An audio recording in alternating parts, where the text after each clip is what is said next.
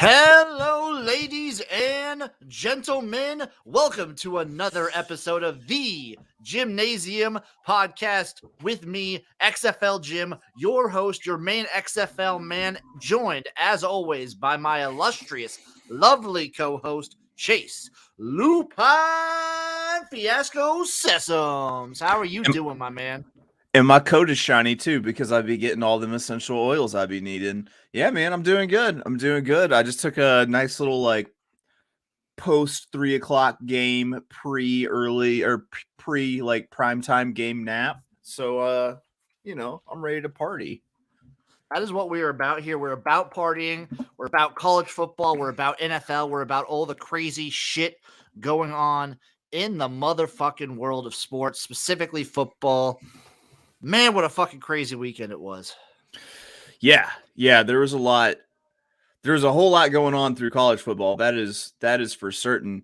Some just amazing things happened in college football yesterday in terms of people reaching down into their heart and letting that hate out. Shout out. Let's just fucking start there. We'll just start with that game because it seemed that game went on for what felt like I think it was almost 5 hours. Yeah, the game we are of course talking about is the Tennessee Ole Miss. Ole Miss ends up winning 31-26. In the course of that game, the Washington UCLA game kicked off an hour after it and completed like a couple 25 minutes to 30 minutes. It was like 15 to 20 minutes before. It was nuts. That game had everything. It had a crazy dumb first quarter. It had the sort of offense we wanted for parts of the game. It had Lane Kiffin being like a huge scumlord. People will say that he was getting his players to quote unquote fake those injuries. And then it had just Tennessee fans showing their true colors and throwing garbage on the field. That was it, hitting him with a golf ball. He got hit with a golf ball. Great fucking. And then he threw a water bottle back in the stands and threw his hat in the stands. Yeah, and the people didn't clamor to try to catch his hat at all. They were like, "Give that hat back." No, I'm joking. They were all like, "Give me that hat." There were people like leaning out of the stands. I mean, if Lane Kiffin throws you your hat, you're taking that hat. Who brings a fluorescent yellow golf ball to a football game? Who brings a full can of mustard? A full bottle of mustard, I mean. Someone who feels that's who. Yeah. Someone who feels like their corn dog dipping options at the stadium are not up to snuff. I was talking with somebody, and actually the ingenious thing is this is a metal-free way of sneaking in booze. That is genius. Yeah. Then I remembered that plastic is all over the place and not just in mustard containers. You could also just get those little shooter things, and they also make 750 things that are plastic. Shout out Chris Mason on YouTube. What's up, my man? What is up?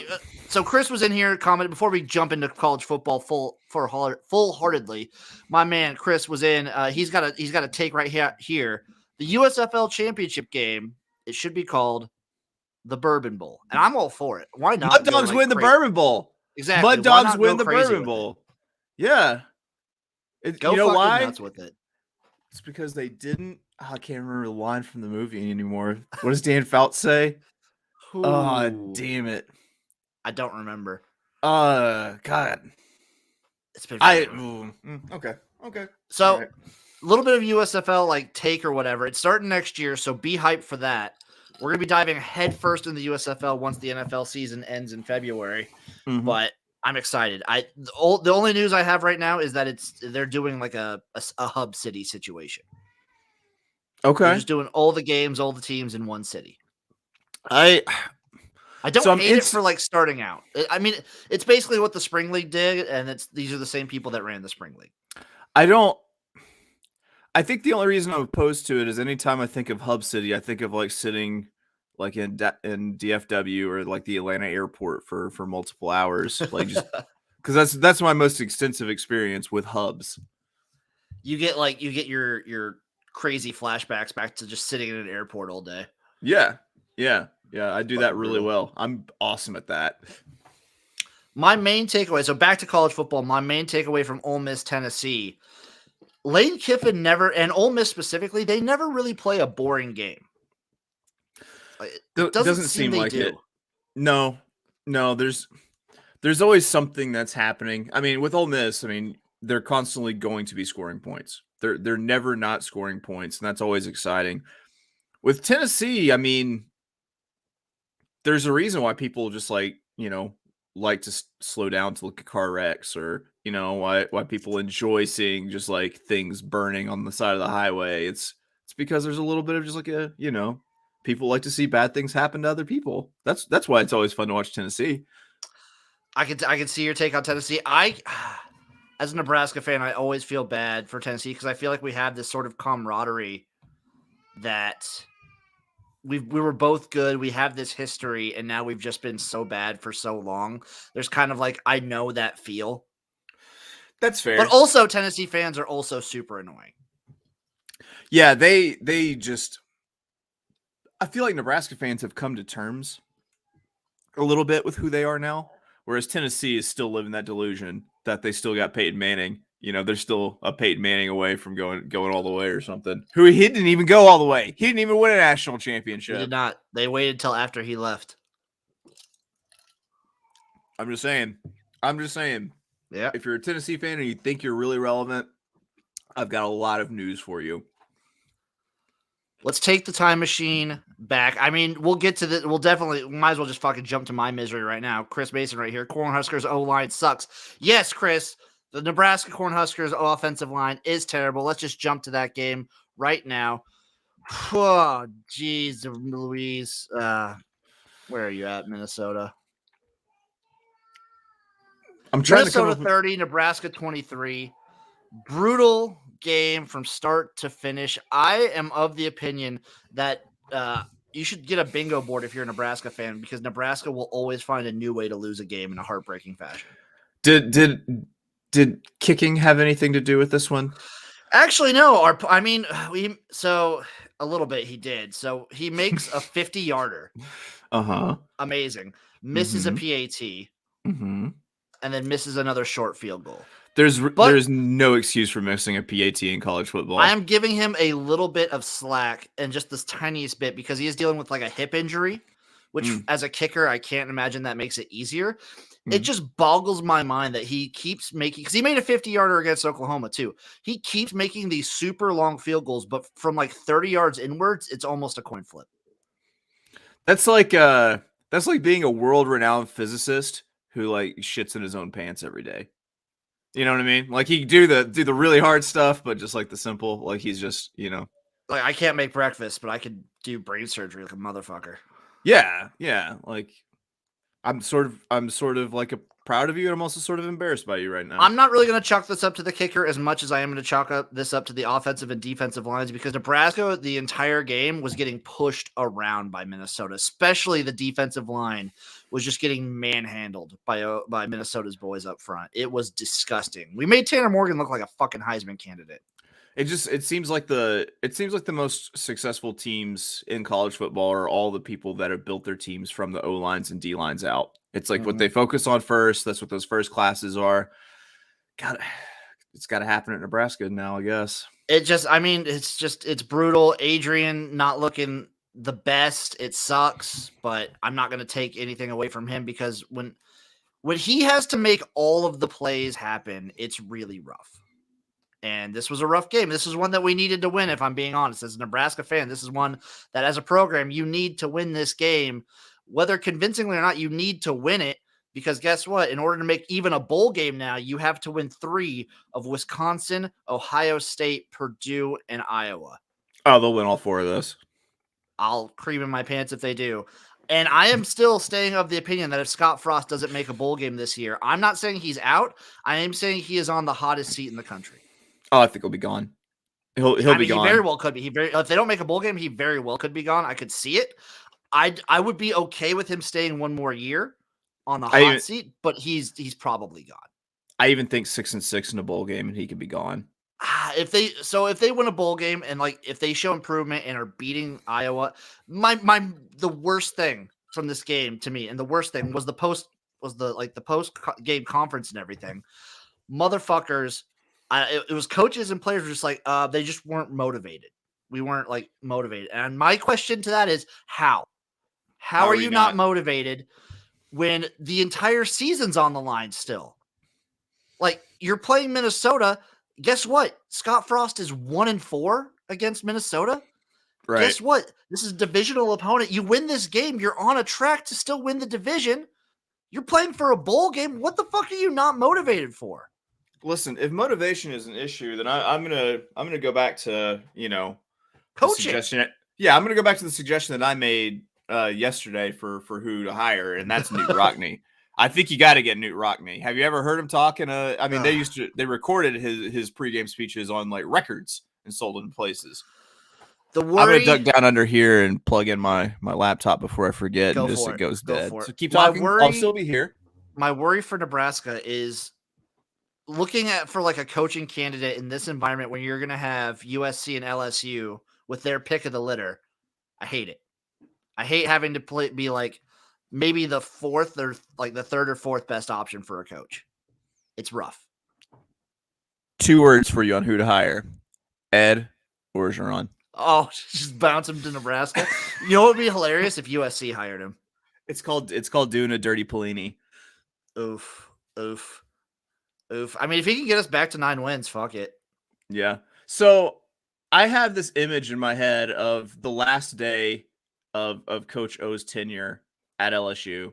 So it's like he does a press conference. He's like, man, tears falling down his face. He talks about how amazing it was, how this is what all he ever dreamed of in his life. And then they turn the corner. He, hurries away, turns the corner, and all the media is trying to chase him, trying to get words from him on his way to his car. And they turn the corner, and there's just Coach O's like clothes with nothing in it, and a bullfrog hops out and just hops down the way because he is the frog who became a man, who became a college football coach. Did you like that? Did I take you somewhere with that? If he bounces away like as a big bullfrog with a piece of shrimp in his mouth, that'd be the best. Ribbit. He just go Tigers, ribbit. Yeah. Go Tigers. Let's just go from Nebraska, the misery that is Nebraska, to the misery that is Florida and LSU. LSU wins 49-42. Man, is Dan Mullen's seat warming up at all? No, it's not. I don't think so. Because he's not like what's the biggest game that Florida has won with him as a coach? Right? Pass. Right? That's a good point. Right? It's amazing. I don't know. I don't know, man. Like, I don't think he's not in any trouble this year. He's got to fire. Who the fuck is who's their defensive coordinator? Todd Grantham. He's got to fire their defensive coordinator. And why hasn't this quarterback been starting the whole time? No idea. They just kind of stashed him away. I don't know. Like, what happens if he's playing against Alabama? Or was he injured against Alabama? He was like kind of that was the 50-50 thing, is like they didn't know because he was coming off of an injury, so they weren't 100% sure. To be fair, and we talked about this on Campus Profits, which was sometimes LSU just wins because Baton Rouge. That's fair. I feel weird like that shit happens in Baton Rouge. Yeah. I was saying this was just a cuz Baton Rouge game before they played, and that money line was oh so juicy this week. That was juicy. That was a juicy money line. I mean, Florida is still technically alive for the East, maybe? No, because they have the loss to Kentucky. They would need Kentucky to lose again, and I don't see that happening. Yeah, they've already lost 3 games. Yep, their season's basically fucked. Whatever. Yep. Just chalk it up. Just wait for next year, Florida. Yeah, I don't know. I think they'll get it going. I have a lot of faith. I think Dan Mullins is a pretty damn good coach, and so I think he's going to make something out of Florida. It just seems like he hasn't like landed that like one just like home run class, and then like or just like home run, player that will kind of take him where he needs to go, like he did with like Rain Dakota. Prescott. Yeah, he might just need like a dude at quarterback to kind of like put all the gears in motion and everything. Going from LSU Florida to someone who might be a candidate for the LSU job, Louisiana 41, App State 13 on Thursday night. Louisiana's still they're still a really good G5 team in the Sun Belt. Yeah, I feel like a lot of people jumped off that train whenever they lost to Texas. It's like, geez, give them a break. They're still like the cream of the crop of the Sun Belt and have been for at least like 4 or 5, maybe longer years now. Like I think, yeah. Yeah, Billy Napier could you never know. He could get the job. I mean, he's got some sort of name recognition in Louisiana now. The big thing with Louisiana is going to be keeping all the talent home. I can name probably 10 players who left Louisiana to play football in other states and did extremely well that you blows your mind that LSU didn't get them. So yeah, man. Maybe someone with that sort of like name recognition and brand as a winner in the state of Louisiana, that could be a smart hire. I mean, it's very much like a Jim Tressel to Youngstown State to Ohio State kind of move. It would be. I wouldn't hate it, but I have no idea what schools like LSU or USC are going to go with. They have all the resources in the fucking world to hire whoever they want, basically. It's stupid money. Moving on to the West Coast a little bit, Friday night, you had two marquee matchups. I read something that said, I guess the LSU boosters have their eyes set on the head coach of Michigan State. Ooh, Midnight Mel Tucker. Midnight Mel Tucker. That's a dirty Saban move that they've pulled before. Ooh, that is a dirty Saban move. I mean, if it worked before, it could work again. Mel Tucker's got Michigan State in a good fucking spot right now. Let's just go to Michigan State. Michigan State 20, Indiana 15. Midnight Mel has Michigan State undefeated and with one of the best running backs in the country. And this game in particular, this was like a classic like throwback Michigan State game where they always what was it? Every third game, Michigan State has to play a shit ugly game. It's like in the rule book somewhere. That sounds about right. I think they're going to kick the shit out of Michigan, and I'm so looking forward to it. I don't know, man. I think that's going to be a very competitive game. I'm looking forward to it. Well, I think any time that Michigan loses to Michigan State, the Michigan fan base considers it like a shit kicking. That's fair. That is fair. I think it's going to be a very close game. I am very, very worried that Ohio State's now just going to walk away with the Big Ten. Yeah, that's becoming a very big worry because they statistically now, I mean, it's Rutgers and it's Maryland, but statistically they actually have the number one offense in the country.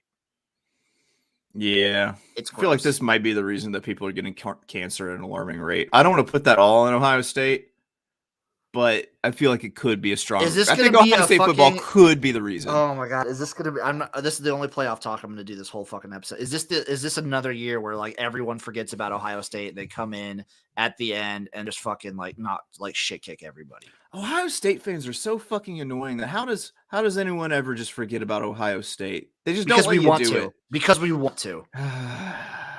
But they never, if they're undefeated, they're in the fucking talk all the time. And now people are just whispering back up, hey, Ohio State's looking really, really fucking good. What I want so bad is for one of these Michigan schools, or I wish Penn State wouldn't have lost Sean Clifford because I think they could have been competitive too. Yeah. I wish just one of these teams would just beat them and then put them to rest. Yeah. And now I feel like you definitely can't count on Iowa to do it. No, I wouldn't have counted on Iowa to do it anyway with that offense. But hey, Nebraska. Yeah. Jeez. Have they played I'm going to be in Lincoln for that game. I'm actually going to be in Lincoln for that game. You're going to the game? I'm not going to the game. I'm going to Lincoln just to I got a bunch of friends going. We're going to tailgate, hit up the bars and all that stuff. Because one of my favorite things to do is when you're just go to a college town and enjoy the bar and food scene and the tailgate experience and not even go to the game sometimes. Mm-hmm. Mm-hmm. Yeah, I'm gonna be there for that. But yeah, Michigan State, they're still staying undefeated. They're keeping it close. I think I'm kind of with you. I don't know who I favor more, Michigan State or Michigan, but that's gonna be a good game. The Big Ten East is a good, the top 3 there right now are gonna be fun to watch. Yeah, I'm standing by my take that this is the year that Harbaugh beats Ohio State. God, I'm standing by it. I'll just cheer for the bomb. I'll cheer for the bomb to land on the stadium. No, that's the only way I win You cheer for me. What we want, the ultimate scenario is Michigan loses to Penn State. Right. and Penn State beats Michigan State but loses to Ohio State, and Michigan loses to Michigan State, one of the two. Either way, I want a scenario where Harbaugh and Michigan beat Ohio State but still don't make the Big Ten championship game. Okay, yes, never mind. You reminded me of that. I love that little bit of Schadenfreude that you got going right there. Because and, then, I'm as a all Michigan for it. fan, what the fuck do you do? You cry. You cry so hard. But you cry tears of joy and anger, and it's like a mix because you finally beat Ohio State. But again, you are not in the championship game. You're not in the playoffs. You're just in another nice bowl, probably playing Florida again. That happy and sad tears imagery that you just gave me, that just reminds me of all my beautiful expressions of self-love. You know what I'm saying? It's amazing. Dude, I know exactly what you mean. A heartbreaking work of beautiful genius. That's what it is. Speaking of heartbreaking to me is that I had the Cal Bears over, and it's not looking great. They fall to Oregon 24-17. They kind of come back in this game a little bit. They make it close. Yeah. The Cal defense is still legit, and Oregon, since beating Ohio State, I know they have some injuries and whatnot, but they are not looking like the team that beat OSU week like 2 or 3. They are looking bad. No. Yeah, and they even pretty much have everyone back from those injuries.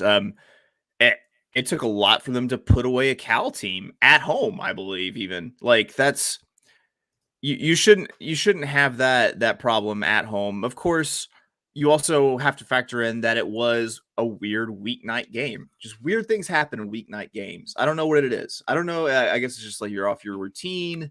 There's all sorts of just like this is not the same. You know, it's like being off work on like a Tuesday. It doesn't feel like Saturday. It's still Tuesday. Dude, it was like me when I came back from the Chiefs game. Like I took that Monday off. So I started work Tuesday. So Tuesday feels like a Monday, and every day, like Friday felt like a Thursday. I was fucked up.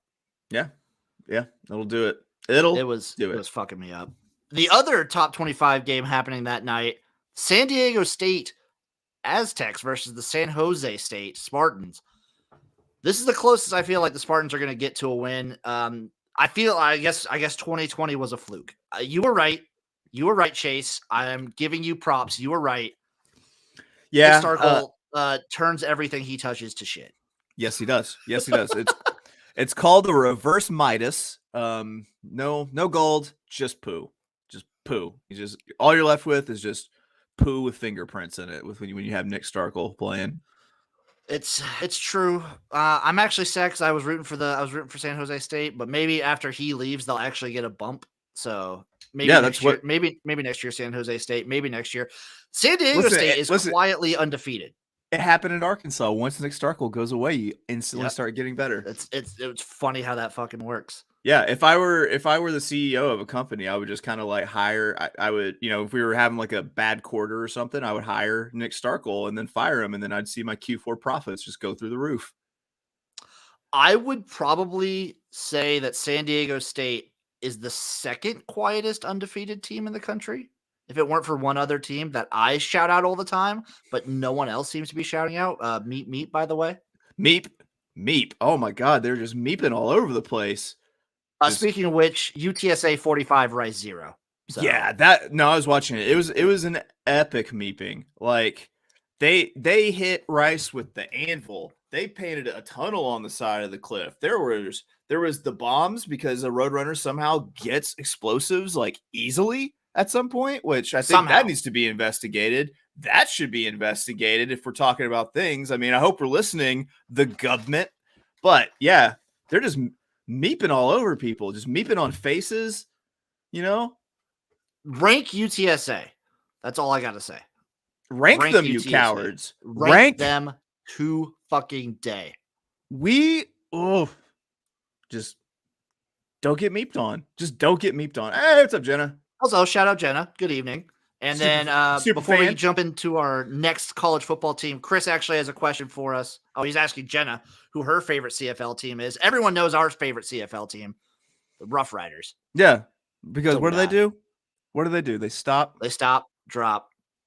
They shut them down. They open up shop. Whoa. Oh. As the Rough Riders roll. You goddamn right.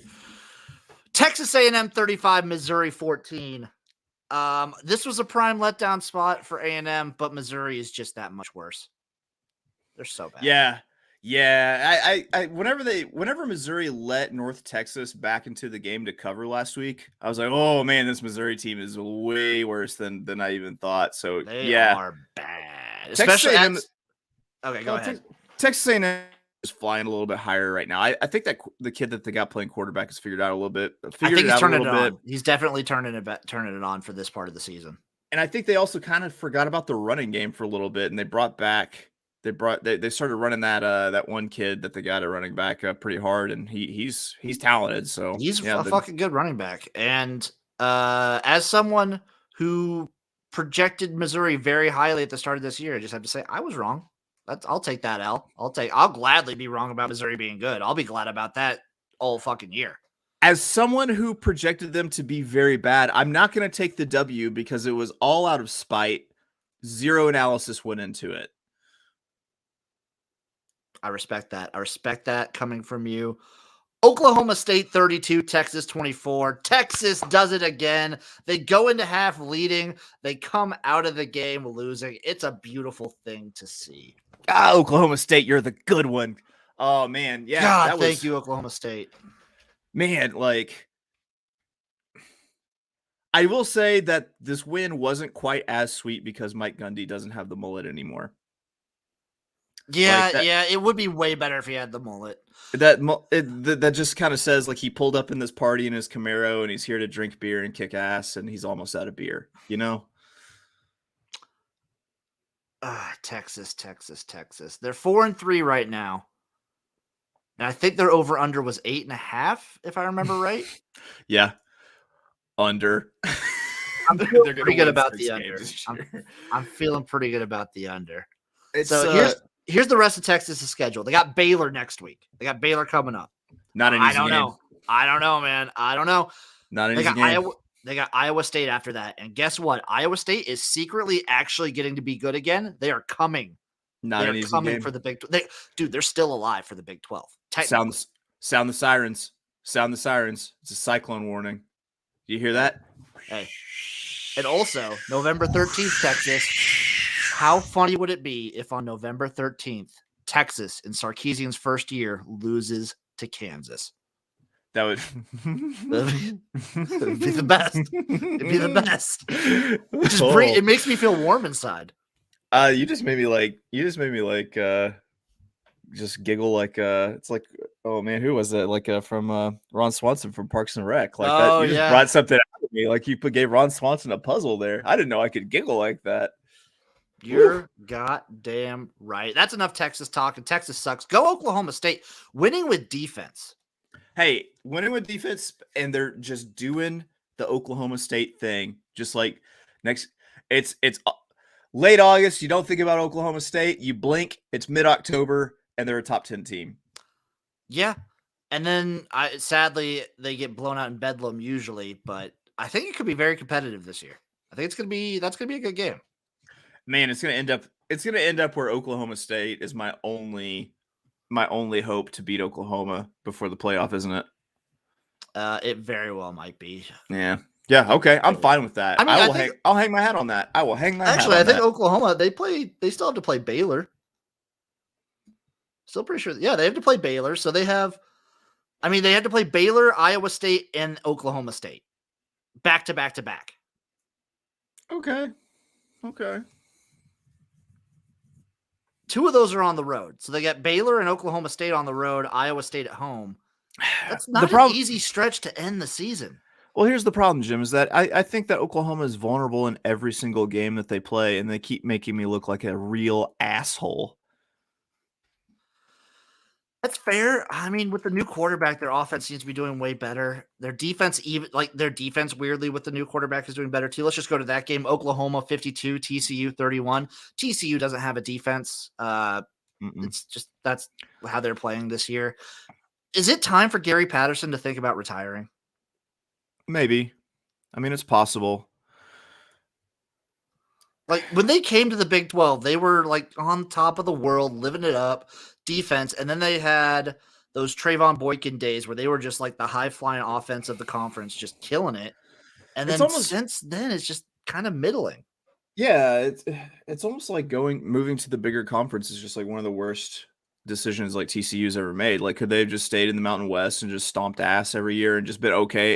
It feels like once they didn't get like a shot at the national championship, like the Mountain West wasn't good enough for them anymore. And then once they moved to a conference where they could really have a chance, they just weren't good enough for the shot. I still argue 2014 they were good enough. I will argue that. You want to hear a real scumbag, a real dirtbag, like yes, just insulting take. Just to this is like feels like this is the meanest thing that I can say about someone. Like, was Gary Patterson ever really that good, or was it all just Andy Dalton?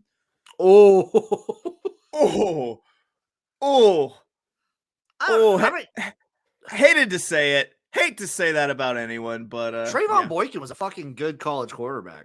Yeah, he was. Yeah. I would say, I don't know, it might be the game might have just passed him by a little bit these last couple of years with like NIL and all this weird like transfer rule stuff. He's set in his ways. I feel like he stayed at TCU so long because they were a private institution and no one had to release how much they were paying him. Also, like that wasn't like public information to anybody. Yeah. He also keeps his earnings in a coffee can that he buries in the backyard. It's a big coffee can because he makes a shit ton of money. It's like a Costco coffee can. Also, how are you going to keep betting against Oklahoma? Easy, with my heart and with both hands. I mean, I guess like up until last week, they hadn't covered a single spread, I think, except for that FCS game. So if you're betting against the spread up until the Red River, you were actually doing pretty good. Always on the money line. Always on the money line. It'll be that much sweeter when you hit it. All or nothing. Yeah. It'll be that much sweeter when you hit it. Yes. So at some point in, October of 2022, I'll be having a great day. Speaking of teams that haven't won against the spread at all this season, Clemson 17, Syracuse 14. Clemson, I believe, is 0-6 against the spread.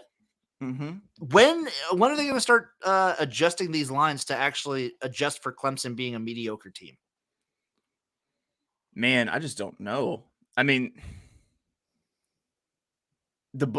they have to be getting their asses kicked on these Clemson games every week, right? Because I feel like if you're somewhat sharp, there are probably still a decent amount of people that are betting on Clemson, though. Just on name brand. Name brands like Clemson's just going to stomp the ACC. Yeah. And it's starting now. Okay. Last week didn't count. We're going to start stopping the ACC starting now. It's got to be now. No. It's got to be Syracuse. They didn't cover again? No. Damn it. No, they almost lost to Syracuse. Go Orange. Dino. I love Dino. Keep Dino. I like Dino because, for one, the name Dino Babers makes him sound like the premier lounge singer in the New York, tri-state area. And also, like, hey, they're just I don't know. He's a fun coach. They're a fun team. The Carrier Dome is a fun place. It looks like an arena football league place. Oh, yeah, absolutely. Absolutely. I think that he always seems to just kind of outplay the level of talent that he has on the field. I was actually kind of surprised that they didn't come out of this game victorious against Clemson. Like, I thought that was a really good spot for Dino to get a dub against Clemson. I thought so too. And shout out Syracuse running back, because Clemson, like, the one thing they do well as a team, even as bad as they're looking, they had like a top 20 run defense, and Syracuse was still able to run all over this shit. Yeah. Man, they'll get him. I hope they keep Dino around, or maybe like Dino just kind of like backs into like a even Kusher job, because I think he's a hell of a coach. No, I want to keep him at Syracuse. That's where I want him. Well, I have Dino's best interest at heart, Jim. Whatever. Michigan played a football game, I think. No, they had the week off. No, they didn't. Yes, they did. Directional Mich schools did not, though. Let's just breeze through these directional Miches real quick. Eastern Michigan falls to Ball State 38-31. Central Michigan upsets Toledo 26-23. And Western Michigan blows the fuck out Kent State 64-31. Can we just get like an all-Mich win week? Like, I feel like we've only had like one of them this year. There's only been one. There has been one at least. Man, Western Michigan, their win total this year was set at like 6. Mm-hmm. They're gonna breeze past that. I believe that was my pick for to win that conference, to win the MAC. What was Western Michigan, and now I can't remember if I said that or if I said Central Michigan. You said Western, I said Central. Okay. Because I remember getting gruff for backing Jim Mack with little connection issues. I fucking love the internet out here sometimes. Oh yeah. Yeah. Or you never know, because it always could be an attack of Arkansas internet on my end too. Oh, I'm getting the bars. Oh no, they're gone now. I live in the middle of fucking nowhere. I was on Central, you were on Western. They both win. If we can have an old Michigan MAC championship, we got to get BTV or someone to fly us out there to cover it. Oh God, please! And we would need to get a half and half jersey, like of both. We would need to get a half and half winter jacket. Wait. We rep all three of them. We got one sleeve midsection of all three directional mishes. Ooh. They better listen. If they don't fly us to a MAC all directional mish MAC championship, I fucking quit. If it is Central versus Western, I don't even know if that's possible. I don't know. Let me see how the MAC is split up. But yeah, I mean, Western Michigan's looking like, honestly, they're looking like the best team. They fucking beat Pitt. God, I love Maction. I love Maction for lending themselves to the name Maction. And then, Jesus. You can't have an all-directional Mich fucking conference championship game because they all play on the same side of the conference. To let me have a directional Mich all-star team represent one half of the conference. We don't need those other players. We got everything we need in directional Mich. So right now, you know who's actually leading the Western Division? Spookily enough, we might not even get a directional Mich champion. You know who's leading right now in the Western Division? Is it Ball State? No, Ball State is tied for second with Ball State Central and Western Michigan, all tied for second. It is Northern Illinois. What? Northern Illinois is 5-2 overall. They don't matter. So, and 3-0 in conference. No. Yeah. No. They're actually the number one team in the MAC right now. Is Northern? Illinois. No, we don't. No. Yeah. We like directional Mich. We don't like directional Illinois. We don't do directional Illinois. No. This needs to be corrected. Central, Western, Eastern, someone get on this. No. The conference, I mean, there are only 3 games into the conference play, so there's plenty can happen. It's the fucking MAC. Once MACtion starts happening at the end of October, start of November, anything can fucking happen. No. But this needs to be corrected. This needs to be fixed. Fix this. Who's the governor of Illinois? I don't know, and I don't fucking care, but someone needs to fix it. As well as something got fixed. Congratulations, UConn, for winning your first game since 2019. Hey. UConn 21, Yale 15. Yale was in a position to win this game. I kept looking for this game and trying to find like the odds. And I also really wanted to bet that game went to overtime. But yeah, I was really wanting to bet Yale to cover and then couldn't find it anywhere. But yeah, I mean, hey. Congratulations, UConn. I'm still on the under because their under was 2. Sun shines on a dog's ass every once in a while. You know what I'm saying? Oh, yeah. I mean, who fucking knows? Congratulations, UConn. You deserve it. You need the win. I'm sorry to do this. Jim, hold on. Northern Illinois. It's no. I know. Gross. I hate it. I think they had a bye week this week, so they didn't even get a lose. But hey, the MAC is still crazy. It's crazy alive. Who fucking knows what can happen in the MAC? Anything can happen when Maction comes to town. I'm sorry to do this to you, Chase.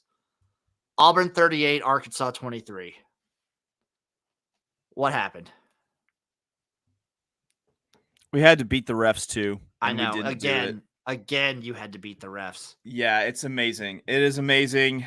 how the SEC refereeing favoritism like goes against us every time we play Auburn. We got so fucked. We got so fucked again. Like, for one, the fumble. How was that not a fumble? Like, yeah, that was real bad.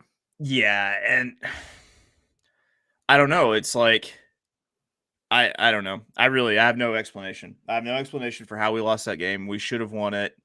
And I feel real raw about that one. Really raw about that one, because I do feel it wasn't like Georgia, where Georgia just came out and thumped us. Like, yeah, they thumped us. They beat us.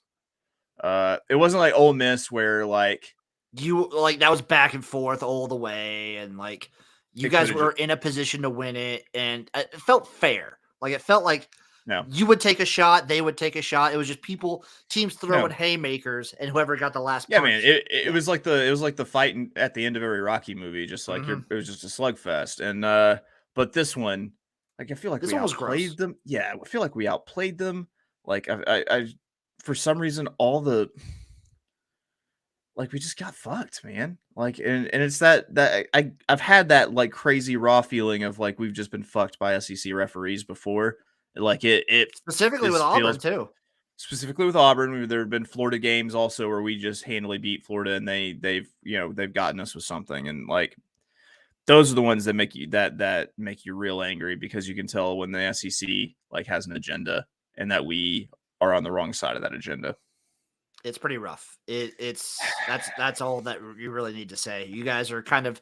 It sucks that you're designated one of the have-nots of the SEC. Yeah. Listen, okay. I'm going to stare right in the camera for this one. I hope this makes some sort of like clip show, but Mike Slive, commissioner of the SEC, fucking fight me, you coward. That's a challenge. That is a direct challenge resonated by the Jimnasium. Yeah. And our colors don't run. Me. Our colors don't run here. No, man. Nothing but red, white, and blue pumps through these veins, baby. That is fucking right. Up next, a game that makes me happy and a game that I hope makes you happy. It's Purdue 24, Iowa 7. Seeing Iowa lose in a way, like, they gave up 4 picks, I think. Yeah. That don't get the job done. And I have something to show you before we dive more into this game. And look at that. Look at that. For those people listening, this is the most terrifying picture I can ever imagine. I'll be having it on my Twitter. I'll be posting it to Facebook. But this is 4 different Purdue Petes. 2 of them look like their eyes are missing. Because no one's inside. Yeah. These are terrifying. Yeah, I like to think of the person that Iowa lost to this. I like to think of like it being like, oh, I don't know, probably like 1950 or something, and the athletic director is like, hey, art student, like we really need a mascot, so I'd like you to make a Boilermaker, a Purdue Pete for us. Like what I'm thinking is like he'll have a big strong chin, and he's gonna have some like a good haircut. It's gonna be cut, and and maybe like a hat, and then I want him to have no eyes and to look devoid of a soul. I want him to scare the children. I want tears and wet pants. And I want him to be the things of nightmares. Actually, there's definitely people in those suits, because you can see the arms and the legs. That's actually even more terrifying. Listen. I want him to be relatable. He's definitely got to be white. But I also want him to have no eyes, and I want him to haunt your dreams. I have that image labeled death. Like, this is what you see before you die. Right. I always thought the overalls and no t-shirt on under it was the international uniform of last person you ever see, but I think it might be the Purdue. Did you see Purdue's social media account? What they tweeted after this game? We beat the number 2 out of Iowa. Amazing. That's what I want to see from a college social media team. I love when colleges. Like when colleges who are like have upsets and they know how to Twitter, so good. So good. Very freaky, by the way, Chris. Definitely. I loved it. This is kind of what we've been saying. Iowa's defense, it's great. Their defense is usually really, really great. Offense is if their offense is bad, it's not good. And if their defense can't generate turnovers, which is not a super easy thing to do, their offense can't really bail them out. And let's just say they're not the lightning quick strike offense that's built for comebacks by any means.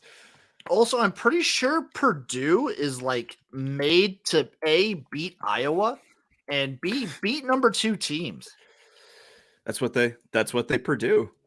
So the Not what last they time Purdue. an unranked team beat a number 2 team in the country, it was when Purdue and Jeff Brom beat Ohio State. Yeah.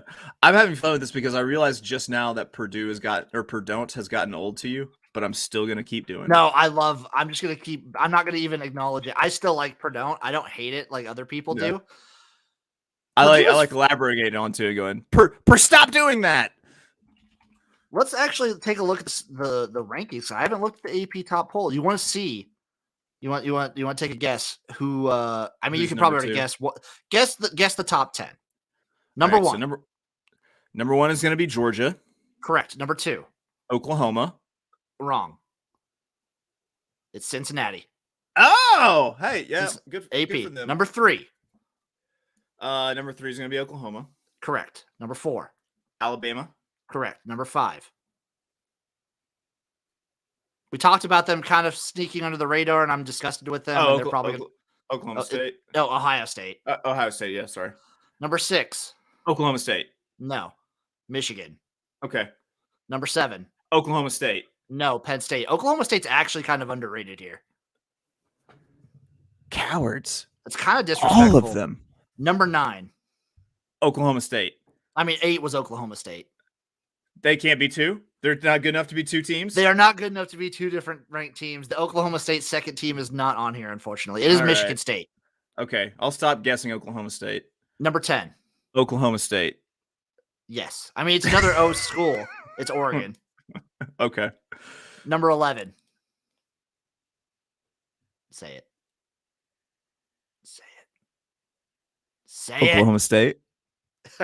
It's Iowa. Okay. Number 12, Ole Miss. Number 13, Notre Dame. Who do you think 14 is?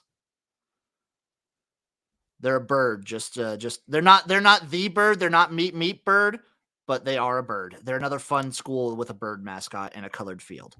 Oh yeah, Bowling Green. It's the Coastal. I love that. It's the Coastal Carolina Chanticleers, and then number 15, our buddy Beho's team, Kentucky. They fall to 15. That's a respectable drop. That's not so. Out of order by any means. That drop. Followed by Wake Forest at 6-0 at 16, and then Texas A&M is at 17 right now. That just gives you just like a if you're the ACC and you wonder what everyone thinks of you, let a 16th ranked undefeated Wake Forest be your guide. They are in fact to how we all feel about you in our ranked hearts. ACC team At number 16, undefeated. Amazing. Yeah. Amazing. Texas A&M is 17. Mm-hmm. North Carolina State, NC State is 18.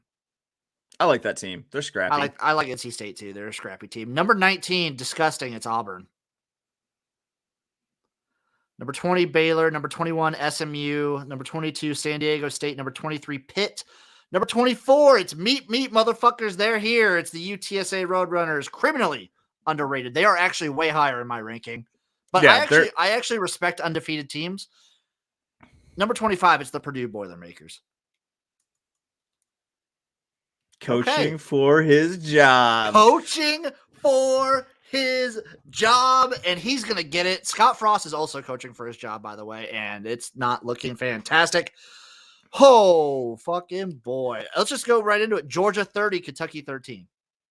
This is kind of just what Georgia does. And Kentucky put up a hell of a fight, I think. I actually have a segment about that later because I want to. I'll talk about it later, but I want to take Mike Stoops to task. All right, yeah.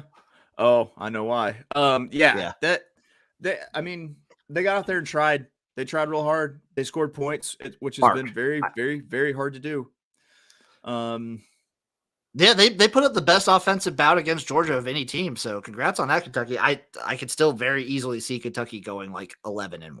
Georgia's going to fuck up one game. They're going to lose a game this year. They will lose a game. I hope it's not. I hope for Georgia fans it's not in the national championship. I kind of hope it is. I hope it is. That would be very Georgia. Very Georgia of them. Dude, I could, my prediction at the beginning of the season can still be right technically of an Oklahoma-Georgia national championship where Oklahoma wins. I would hate that now. With the more recent news coming out, I kind of almost want it to be like Cincinnati. If it's a repeat of Cincinnati, Georgia, and Cincinnati wins this time in a national championship, that would be poetic. Man, I hate the city of Cincinnati so much that I would hate to see that happen, but that would be some pretty hot shit right there, Jim. That would be fucking amazing. Let's see. What other games are there that we haven't gotten to? I mean, Army almost beat Wisconsin for one. Army almost beat. So here, pop up Chris Mason's comment here real quick. Which one? Read the question that he just had. Boom. This one right here. Only an ultimate frisbee, baby. That's where the Ivy League shines. Also, I mean, I bet on Ivy League games before. Like, I bet on like FCS games all the time. I don't usually display those because you kind of have to find them last minute. Yeah, they don't post them like days in advance. Everyone deserves to have their shame to themselves personally. You know. Well, also like they don't post the lines super far in advance like they do college football, like the FBS games. Like they have FBS games posted now. Like, listen, Jim. Like you can make jokes about like, you know, like jerking off, but you don't have to tell us about like when you jerk off with a belt around your neck. Like some things you keep to yourselves. You know. Yeah, I'm gonna bet Montana State. I'm gonna do it in private like a gentleman. Yeah. There you go. There are some FCS schools that I absolutely love. So he's asking right now about like fan controlled football. Chris, if you're asking if you could bet on fan controlled football, you could not last year, and that was one of my main criticisms against the league is that you could not bet it. For a league that's trying to be like jokey and gimmicky and fun, let us put some wagers on. Yeah. I mean, I guess there's a little bit of like a conflict of interest there with the whole fan control, fan betting on. Like that feels like it's the easy way to make fans make the plays, but it's all just a voting system. That's true. Like it's not like you're just like you make the. I don't know, man. Find a way. Like even if you just do like how Yahoo Sports do, like let you pick like certain stats or whatever. If you let us bet like that, that'd be kind of fun. You know, here's my gripe. Here's my gripe with the fan controlled football league. If it's the fan controlled, don't get me started. By the way, this is just the one, and I feel like it's a big one. If you're gonna call yourself the fan controlled football league and you don't let me electrocute people who are on the field playing the game, what am I really controlling? It's fair. It's how you control behavior by afar. Bolts of electricity. You put a little something in all their pads. They do something dickish, and I just press that button. I just keep pressing that button. If they don't stop like coming at the XFL every little bit with their little nips and whatnot, I'm gonna fucking fuck this league up. I swear to God. Hey, you know what? You know what it's time? I did it to Mike Slive early. I feel it's time that you look directly into the camera and you issue a challenge to the Fan Control Football League. Hey, Fan Control Football League, you keep coming at the XFL, I'm going to come for your fucking face. I'm going to come for your fucking face. There we go. God damn it. That's right. We need to see the passion. We need to see the rage. We need to see a little bit of bloodshot crazy. And that's how you do it, my man. That's how you issue a fatwa. Last game I wanted to cover, the only game that mattered, UTEP 19, Louisiana Tech 3. UTEP is now bowl eligible. Talk to your kids about that. Talk to your kids about a bowl eligible 6-win UTEP. Talk to your kids about building football teams in El Paso, Texas. Dana fucking Dimmel, boys. That's right. Need we point out that this is technically the team from the Disney movie Glory Road, except playing football. That's amazing. They are Texas Western. You know? Yeah, they really are. That's fucking awesome. Go UTEP. I'm happy for them. Go UTSA. I'm happy for them. Basically, any Texas team that's not UT or Texas A&M, I'm pretty much happy for you.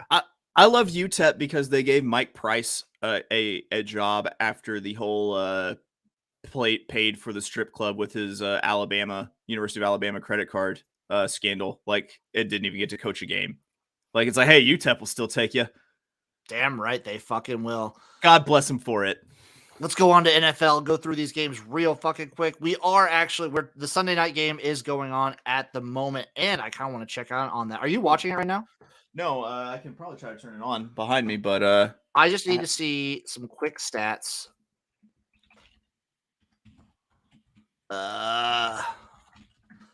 I just need to know who got the first touchdown. Oh, I got fucked. The Steelers are up 14-0, and I had Will Dissly. So I at least hit Henry Ruggs III.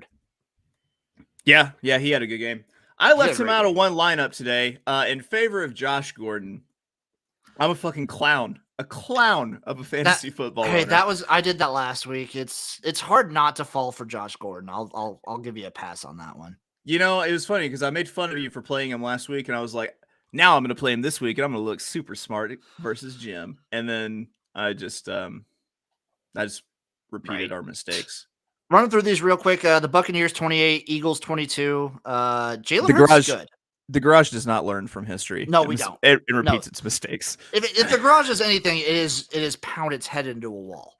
Yeah, and then wrap the belt around its neck, exactly. And then you start to lose consciousness, but you're still very much. You're on the edge. You're in that little like Twilight Zone. Yeah. Bucks 28, Eagles 22. Yeah. I'm gonna just say Jalen Hurts is good.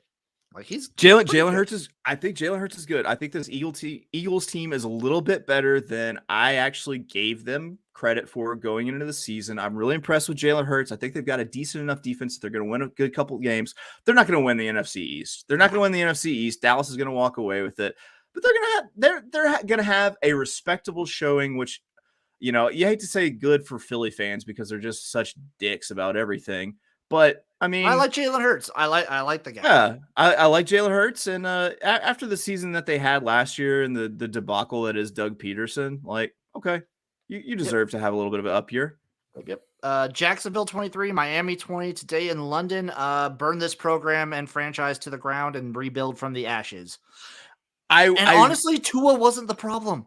Tua actually, aside from that one pick, had a good game. Fucking gross. Terrible coaching. Go ahead. Yeah. You know what makes me happy though? What makes me happy is that Urban Meyer got I think might end up being his only NFL victory ever, and it didn't occur on U.S. soil. So you can say he's never won an NFL game in America. He's never won an American NFL game. He's the greatest coach in the history of NFL Europe. Yeah, that's right. 100% win record over in London.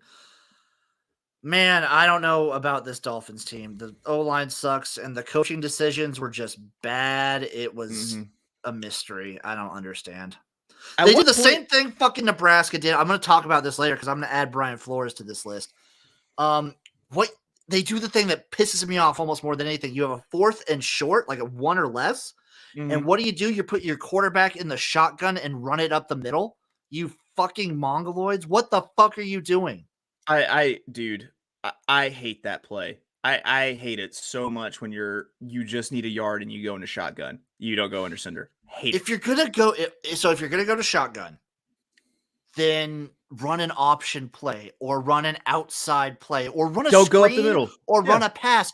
Don't pound it up the middle if you're running from shotgun. You're just making it harder for yourself. You're just making it harder for yourself. At what point does London, England say, listen, motherfuckers, you send me another Dolphins Jaguars, you send me any other game like this, and we're done.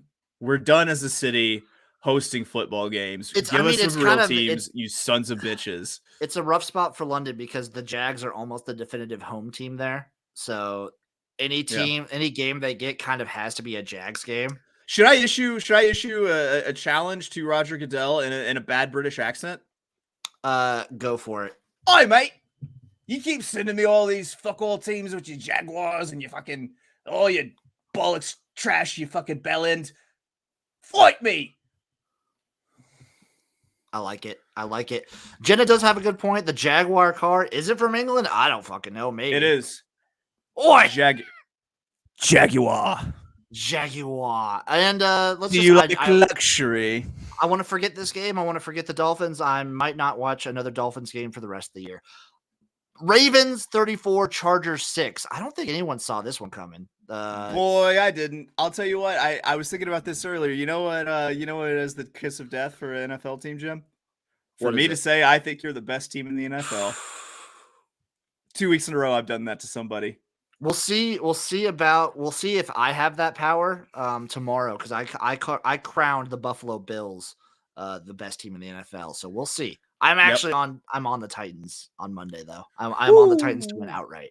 That feels like a conflict of interest. It is a little bit, but Jesus Christ, the Ravens look so fucking good. Yeah. Yeah, they do. They're hitting that stride of the season. They're hitting that part of the season where everyone is just like told you about Lamar. Like I mean, Lamar's great. I'm not going to be one of those guys that's like, he's a fucking run. Lamar is amazing. He's a fucking incredible talent. But this is the part of the season where everyone could be like, well, fucking Lamar. And then he usually just kind of something fizzles. I don't know if it's him or the team at large, but they seem to fizzle when it comes to the end of the season and the postseason. Yeah. It's like, he's like his 4th of July and you've been putting off all these like badass fireworks. And then like you get down to the end of the bag and like someone's like, man, I'm really ready for another bang. You're like, well, all I got left are these snakes. Yeah. So, and then you just go. I mean, congratulations, Ravens, Chargers. I mean, just pack this one up. Just put it in the rear view. Yeah. So I don't know what to say. Yeah. I wish Donald Parham would have gotten the fucking touchdown that they scored if it was the first touchdown, which it wasn't. Disgusting. I put a lot of money on that. And by a lot, I mean like $30 because books will only let you put so much on first touchdown props. Yeah. So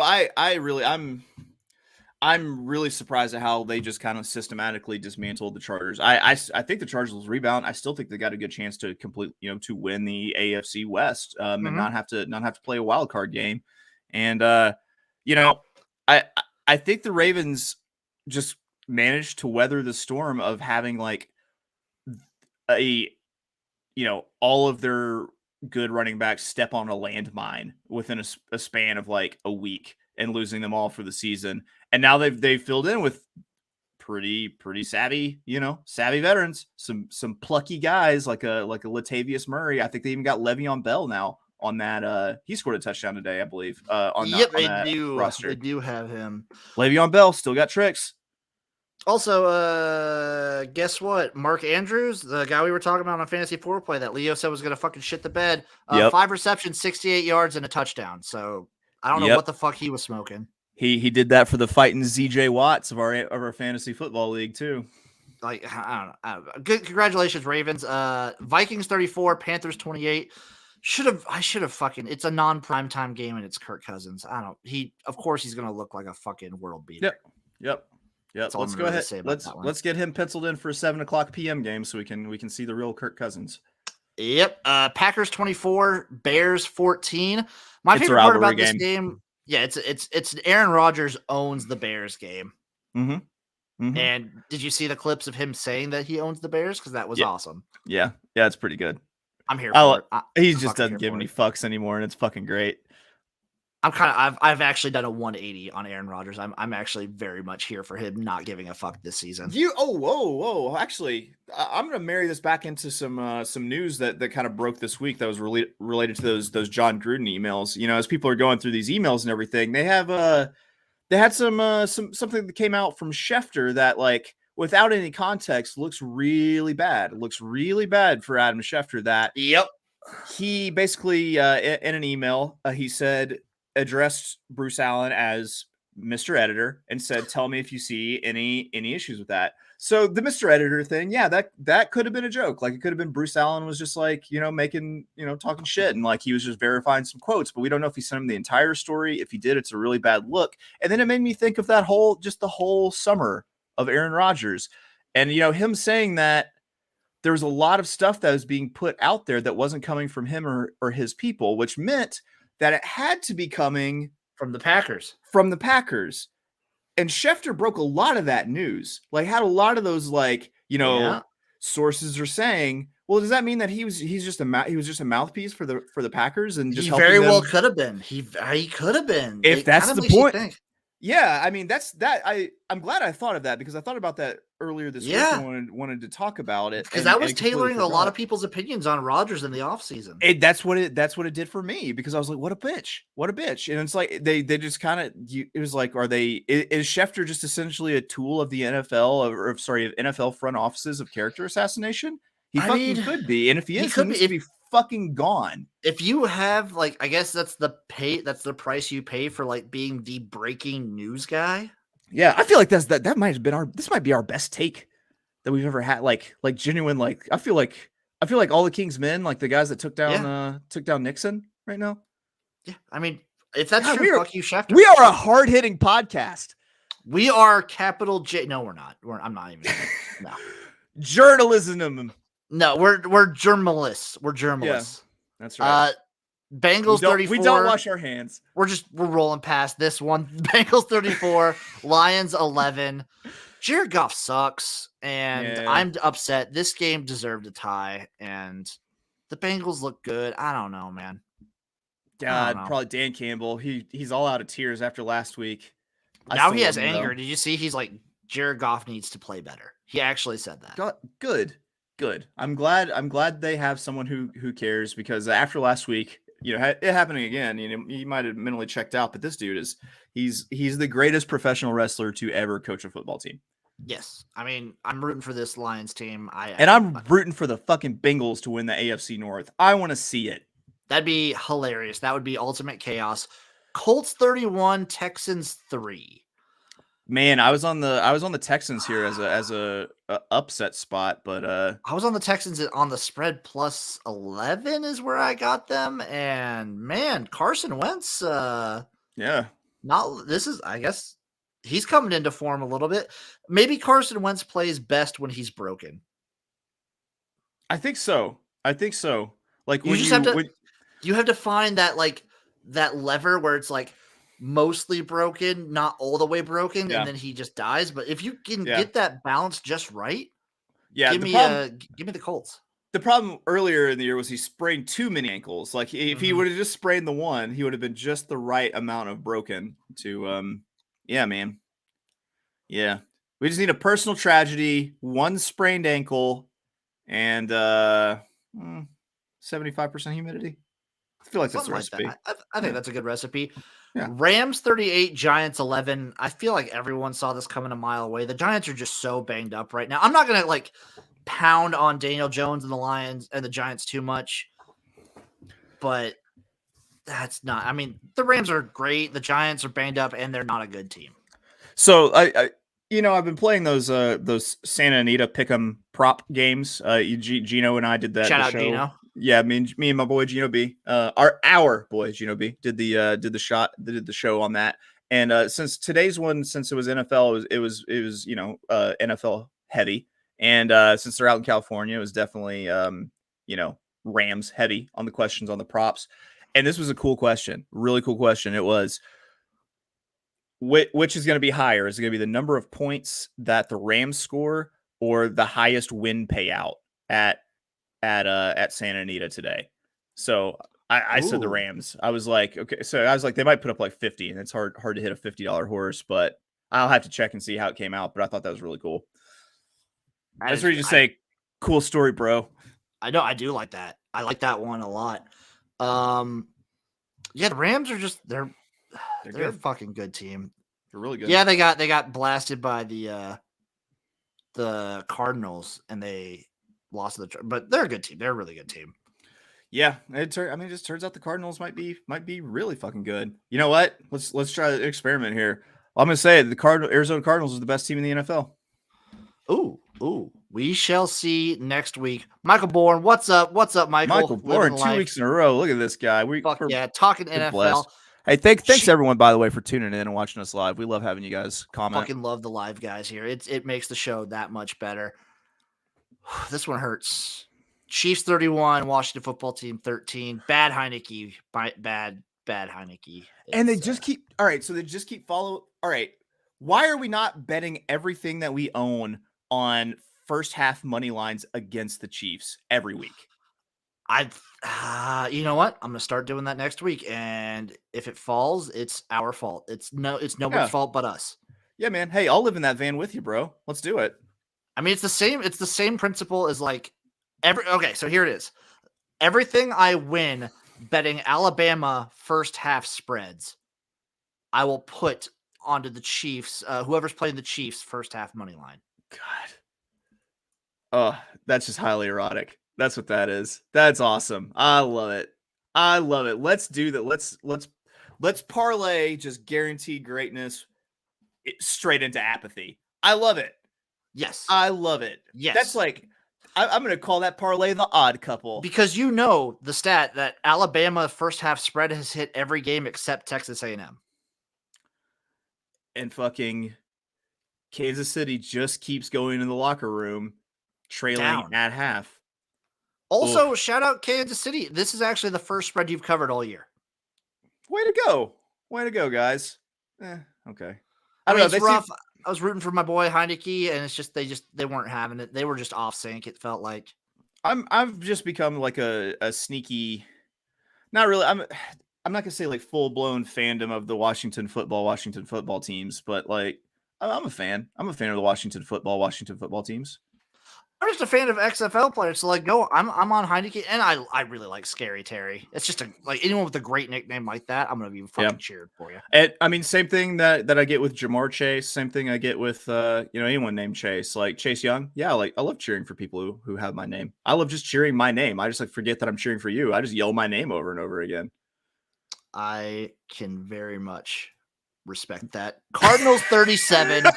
I mean, if there's like people that are named like Jerome or like Jim or Jimothy or anything like that, I kind of go for too. Cardinals 37, Browns 14. Browns. I think Baker was playing a little bit injured. He was playing hobbled and he got taken out at the end of the game there. But yeah, he also, I mean, he got a big day from Donovan Peoples-Jones. You were missing the first half of the chunt. Yeah, that's it just goes to show that you need probably full chunt if you want the Browns at full power. I'm going to stick by saying this. When it comes to these big games against the really good teams, the Cardinals get up and they dominate. They win these games. Yeah, it feels like their closest games have come against the 49ers, the Jags, and what was the other team that they played that wasn't that great? Oh hell. The Vikings. The Vikings. Yeah, okay. One score game against the Vikings, beat the Jaguars by a decent amount, but barely scraped by the 49ers. But you own the Titans, you dominate the Rams by 17, and then you knock the shit out of the Browns. You got to put okay. So I will say, feel kind of just like with the way that the injury bug is kind of stacked up in Cleveland. It kind of feels like Cleveland was just kind of walking into a buzzsaw there. So I put more value into the win against the Vikings because they beat a non-primetime Kirk Cousins. That is true. That's fair. That's very fair. I can understand that. Yeah. I feel bad for Browns. I'm spitting out all sorts of hot takes. Because you definitely can't say the Browns are a bad team. They've just gotten really bad luck with injuries. They've had a couple calls going in a bad way. Yeah, absolutely. Bad bum shoulder, bum everything. It's fucking rough. Cowboys 35, Patriots 29. Thank God this game went into overtime, so it saved my bets of Cowboys -3.5 and team total over 27.5. I want to talk about nothing that happened in that football game. All I would like to talk about is Steve Belichick's fucking tweaker face on the sideline. Oh, I love it. Dude, his face was Steve Belichick. He had some fucking classic ones in this Cowboys game. Steve Belichick proving to you right now that the coaching staffs are not drug tested. Because I've seen that face before. I know what that face means. It means some really magical shit. Booger sugar. That's what I'm talking about. I imagine this scenario in my head.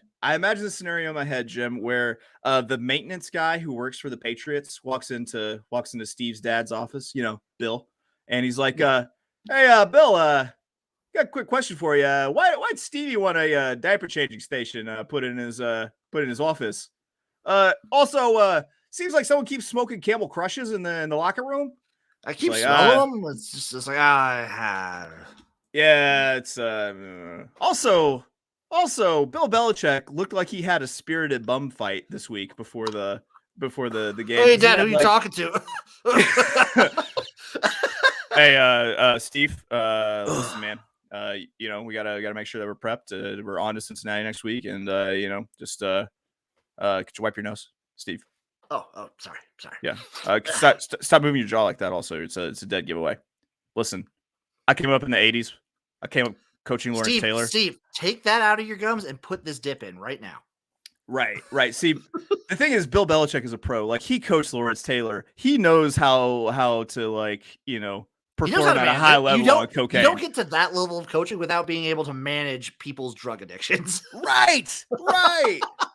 Hey, man, the best people use drugs. You work around it. I work in like construction. You think people aren't just like drinking and smoking all the time? You manage that. You manage these habits. God, let me see the tweaker face again. That just like, I'm on coke face. Let's see it. I got it. Right. Oh, next song. I'm bored with this song. Play the next song. I want to hear the next. Listen, man. Let's talk this out. I think we could just like fix everything. We fix everything right now if we just do it like this. Let's do it like this. We do it like this. We talk about this. He is 100% the guy. He'll do a bump and then he will like demonstrate a play, and he'll just like run it out. Okay, hit it again. All right, man. So here, check it out. So the wide receiver is right. Is the split end. So he's the sugar packet. I'm gonna put him over here, and then I just the salt and pepper, and then he runs a post route. And then we do this and this. Hey, next song. I don't want to hear the song anymore. Okay, guys. Here's what we do. Yeah. You don't. Yeah. It's just okay. Yeah. Okay. Steve. I mean, congrats, Cowboys. This was a fun game. This game was off the fucking rails. Yeah, it was, dude. I thought Mike McCarthy just has 9 lives. Mike McCarthy's a fucking idiot. God, he's bailed out so many times.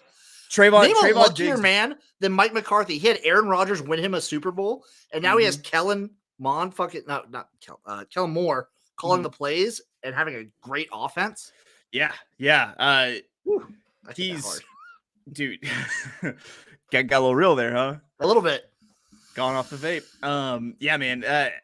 I thought he had just 100% fucked this game up and given it to the Patriots, but luckily his players bailed him out because he made some just terrible decisions. He made some terrible coaching decisions. Congrats, Cowboys. You're looking like one of the best teams in the NFC. Yeah. And I hate saying that because I don't like the Cowboys, but I hate the Cowboys as like a franchise.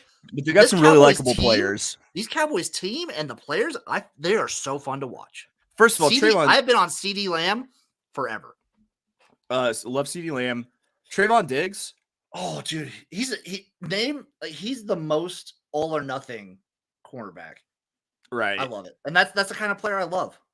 And his kid is fucking adorable. Yes, it is. Also, Michael, shout out. Yes, Cowboys great until December. Let's go. Yep. Raiders 34, Broncos 24, and I don't think it was that close. Good for the Raiders. They needed that. As an organization, they needed that. My take that they're better without a bad head coach in Gruden. It's proven so far. One sample size, correct. I can just imagine him watching that like on the rabbit ears at some like some militia camp in like Montana. No, he's busy. He's actually starring in a sci-fi original TV show. Oh yeah, Chucky. So. Oh ha. Hey, but you gotta play the classics every once in a while. There we go. Yeah, you gotta play the classics every once in a while. Speaking of which, high snap, put down. Joseph, come on! It is gone! No, he missed it. I will always. That is never going away. Come on! That is never going away. Congratulations, Raiders! And the Seahawks scored. It's 7-14 right now. So let's make a prediction on this on the Sunday night game.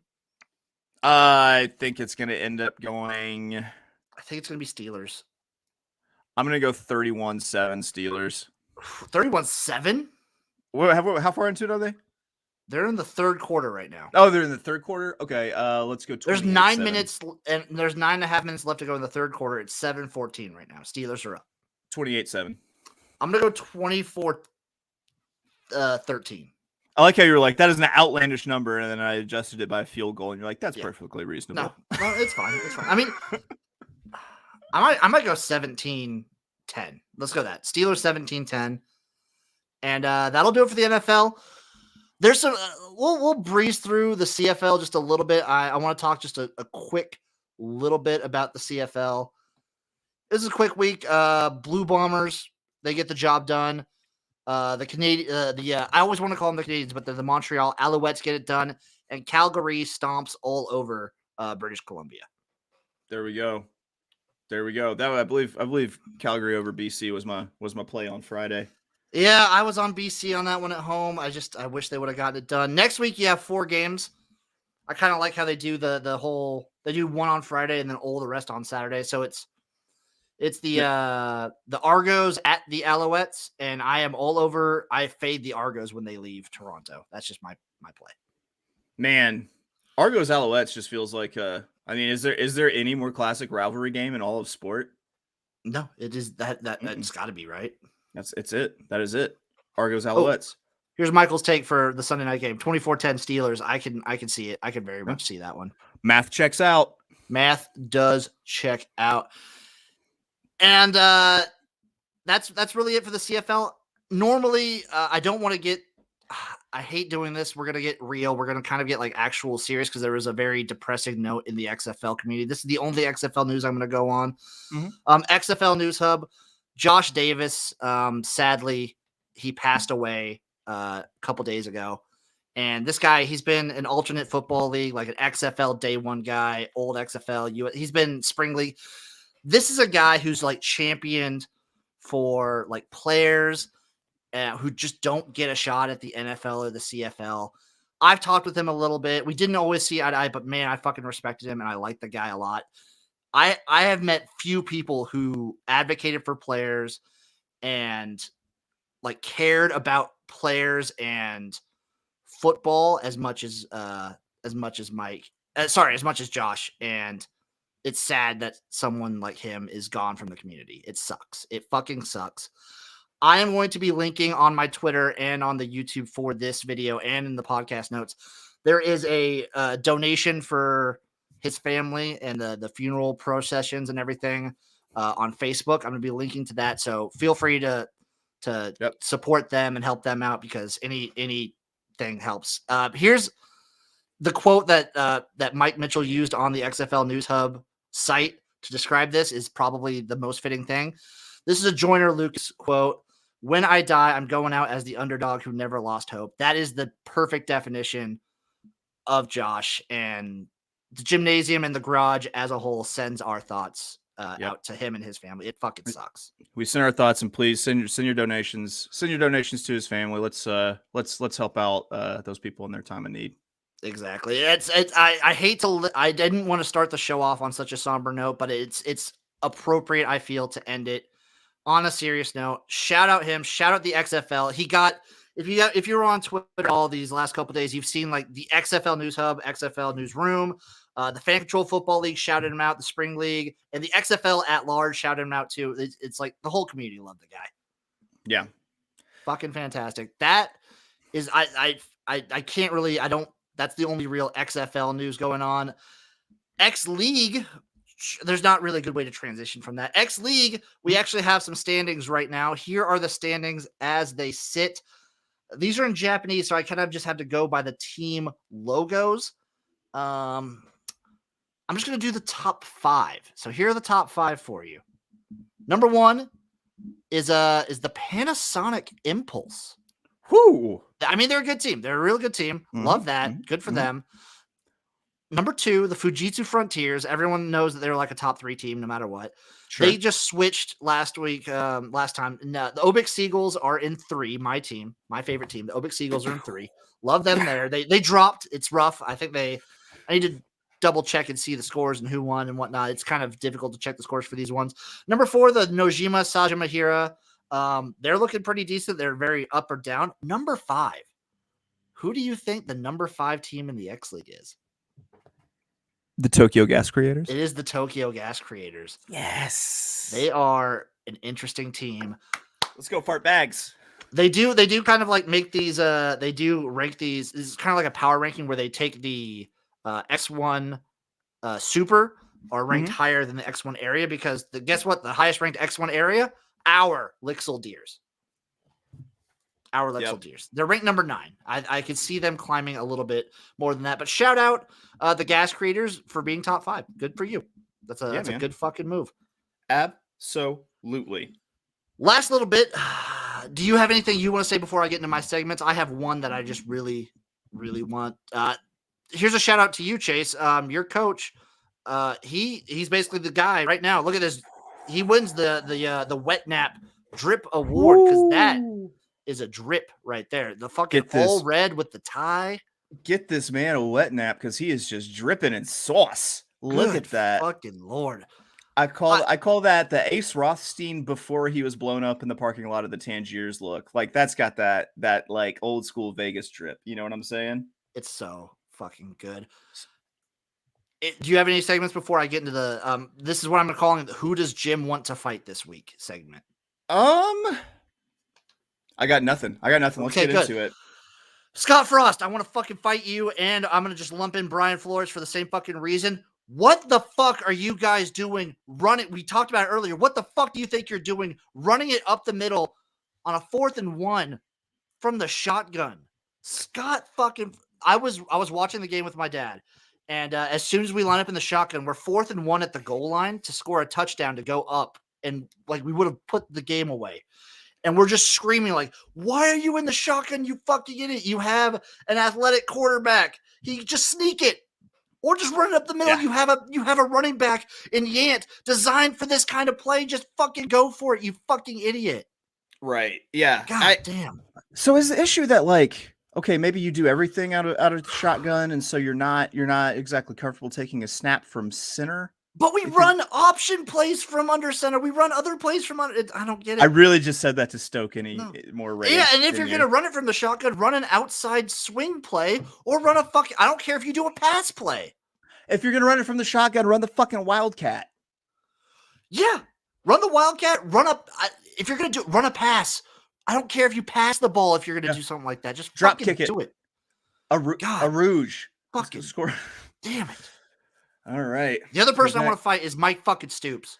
Oh, I think I know why. Go fucking Kentucky. Good job on you for fucking covering the spread, you fucking assholes.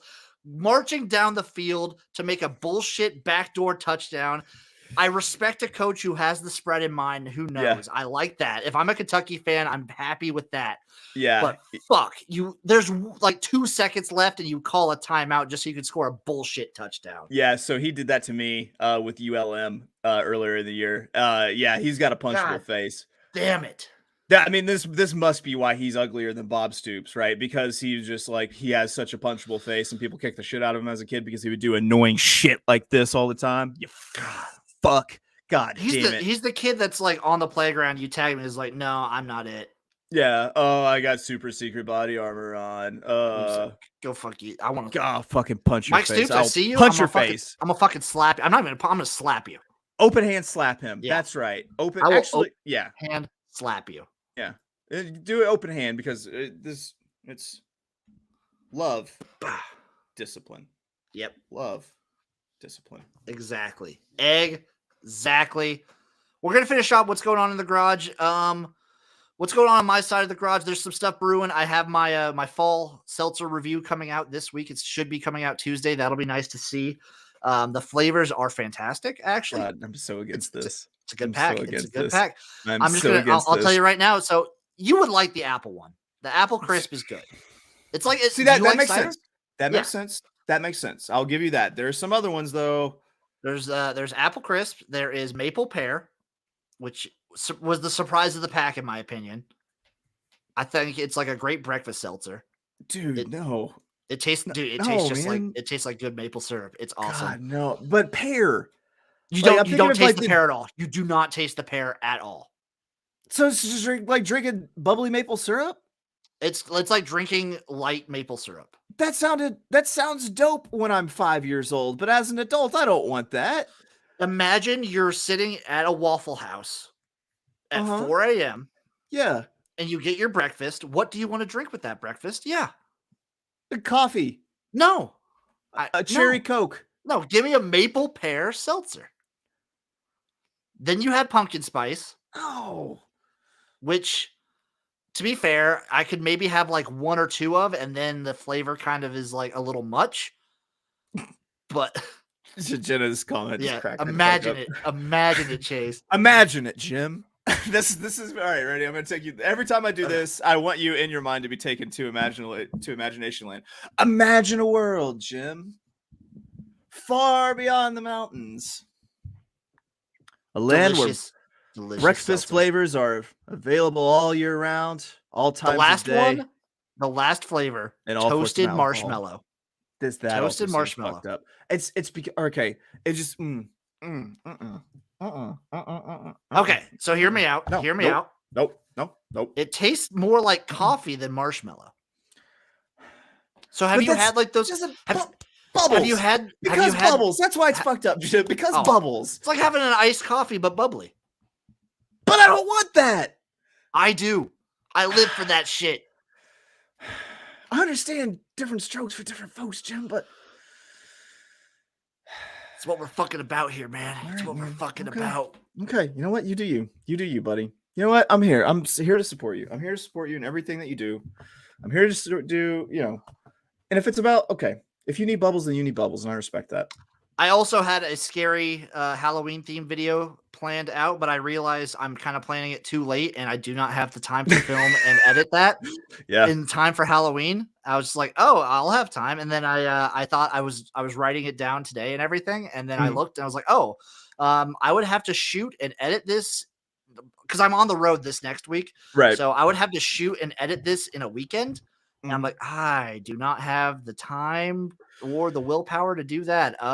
Let's write this for next year. It's too bad this isn't like a Thanksgiving situation where Canada also has a Thanksgiving. So like, say you missed American Halloween, you could just boot it up for Canadian Halloween. I might also just make it like February is a horror movie month too. So I might just save it for February. Go for it. I might just do that. Who fucking knows? I have other stuff planned too. Listen, I had to respect your seltzer choices just a second ago, so I guess I have to respect this one also. Yes. The garage is all about mutual respect. My man, that'll do it for this episode of the Jimnasium. What do you got going on in your life? I need to see that Steve Belichick face at least 2 more times before we go. Oh, definitely. Steve Belichick. Listen, man. I'll pay you on Tuesday. If you just send me something right now. Just send me something right now, and I'll take care of you on Tuesday. I feel like this is someone you would see in like a sketchy horse book scenario where you're just like, he needs a horse to win. Like you want a horse and need a horse. This guy, Steve Belichick. Oh yeah, he needs a horse to win. He's like getting very upset. Yeah, he is on that live long shot. That live long shot is leading into the stretch, and he's just, come on, gotta have it. And he's like jumping on the chair, and he's like, yeah, he's air whipping himself, and that horse always lugs out. Steve Belichick. And then he punches the wall or punches the chair, does something to get thrown out. Harry, give it to me one more time. Ooh. Steve Belichick. Open him up. One time. Just one time. That's it. Jenna's seen that no sniff before. She knows. She knows what's up. She knows what's up with that devil's dandruff, that booger sugar. My man, where can the people find you? You can always find me being abrasive on Twitter at @OF_Oaklawn. That is of Oaklawn, OF Oaklawn. I'm always with this big galoot. It is BTV policy that I always be on camera with this big galoot anytime he makes an appearance. So you can catch us on Friday night on our Pick Sports. You can catch us on Saturday mornings on Campus Profits. You can catch us Sunday mornings on Fantasy Foreplay. As always, here in the Jimnasium, Fridays, I put out a little bit of content for the Steve Belichicks of the world, trying to cheer on their horses at the OTB. That's Always Be Racing on America's Best Racing Live with my boy Blackjack Fletcher and WWE Diva Summer Rae, aka Danielle Monnier. And that's it. I'm other places too. But You're around. You're around. Yeah, I'm around. Just holler. Just be like, hey, Lupine Fiasco. And I'll be like, huh? You'll be like, what's up? Huh? Hey, what's up? Hey! And then that's it. That's usually how most of my interactions go. That is the length of them and how they go.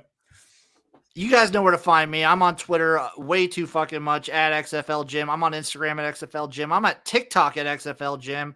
And I'm on YouTube at XFL Jim on YouTube, posting those videos. I have my cooking videos come out. I got my seltzer review coming out. I have some other shit coming out. Boy, Be ready for it. It's going to be it's been a crazy year. It's been a fucking weird, awesome year for the Garage. And we're both always on Better Than Vegas, giving out picks left and right. So that's what we're fucking about. That's what the Garage is about. And thank you for listening. Thank you for watching. Love you guys. The Jimnasium would not be possible if it was not for you, our lovely fans. Thank you to like Jenna and Mike and Chris all joining us in the fucking live chat. That's always a fun fucking time. Love it.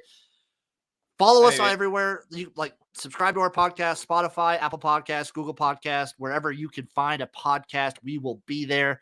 Thank you for listening. Thank you for appreciating us. We appreciate you. Peace the fuck out, everybody. Yep. And check out oldschoolshirts.com if you got a chance. Do it. Check out Old School Shirts for sure.